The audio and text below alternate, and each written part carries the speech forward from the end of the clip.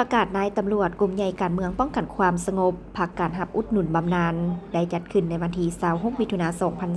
2025โดยการเข้าร่วมของพลจัตวาปริญญาเอกหุ่มพันธ์ผิวเข้มพรรองหัวหน้ากลุ่มใหญ่การเมืองป้องกันความสงบมีคณะพักคณะกรมพนักงานนักเลงและนายตำรวจที่ได้หับอุดหนุนบำนาญเข้าร่วมพันโทแป่งศรีสมพรเทวารองหัวหน้าของการเมืองกลุ่มใหญ่การเมืองป้องกันความสงบได้ผ่านข้อตกลงของรัฐมนตรีกระทรวงป้องกันความสงบว่าได้การอนุมัติให้นายตำรวจพักการหับอุดหนุนบำนาญจำนวน8สหายคือพันโทวิไลทองจันทร์วงศาพันโทวงทองแสงสุริจันทร์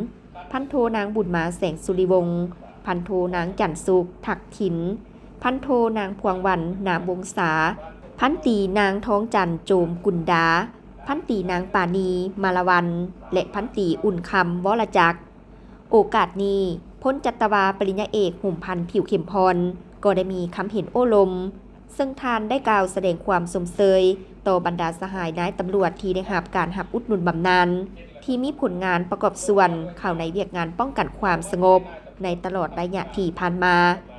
ซึ่งการประกาศพรรคการหับอุดหนุนบำนาญในครั้งนี้แม่นกฎเกณฑ์และนโยบายรวมของพรรคและรัฐบาลเมื่อถึงอายุเกษียณก็ต้องได้ออกพักผ่อนหับอุดหนุนบำนาญตามระเบียบการ